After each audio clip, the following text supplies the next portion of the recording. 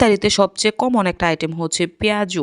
পেঁয়াজু তো শুধুমাত্র আর পেঁয়াজ দিয়ে বানান না, অবশ্যই ডাল লাগে। প্রথমে ডাল ভিজায়া হাইরা ব্লেন্ডার কইরা হাইরা বা বাইটা জেডাই করে একটা কিছু করে নিবেন। পরে দিয়ে দিবেন হচ্ছে চালের গুঁড়া, পেঁয়াজ কুচি কুচি করে কাইটা, আর হচ্ছে কাঁচামরিচ। মানে আরেকটা জিনিস অবশ্যই খেয়াল রাখবেন আপনারা, যে এখানে অবশ্যই চালের গুঁড়াটা যাতে বেশি না হয়। চালের গুঁড়া বেশি লাগলে কিন্তু পেঁয়াজুটা ভাল লাগে না আরকি। তো আমি এটা একটা সাধারণ রেসিপি, এটা রেসিপি দেওয়ার মতো কোনো রেসিপি না, কিন্তু তারপরেও কিন্তু এটার কোনো অনেকটা স্বাদ নির্ভর করে। পরে এটার মধ্যে অল্প একটু হলুদ আর অল্প লবণ, আর কিছু না। অত বাটাবুটি মশলা বা সস টস দিলে কিন্তু পেঁয়াজগুলা গন্ধ লাগে আর ভাল লাগে না। আমি এই পেঁয়াজু বানাইলে এত মজা হয় খাইতে, আর সবাই কিন্তু এই পেঁয়াজুর একদম অনেক প্রশংসা করে। উপর দিক দিয়ে একদম থাকে অনেক বেশি ক্রিস্পি, এবং ভিতরে থাকে হচ্ছে একটু অল্প অল্প একটু মানে কম ক্রিস্পি আর কি, কিন্তু খুবই মজা খাইতে।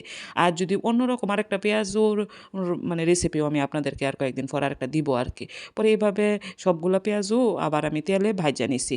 আর ভাজার একটু মিডিয়াম টু হাই আঁচে ভাজবেন, যাতে মানে প্রথমে দিতেই যে পুইরা গেলো পরে বিতে হইলো না, এরম যাতে না হয়। পরে একটু বেশি তেল দিয়ে হেরে ভাজার চেষ্টা করবেন। দেখছেন, দেখতেই বোঝা যাইতেছে না একদম কি পরিমাণ ক্রিস্পি হইছে, আর খাইতে যে কি পরিমাণ মজা।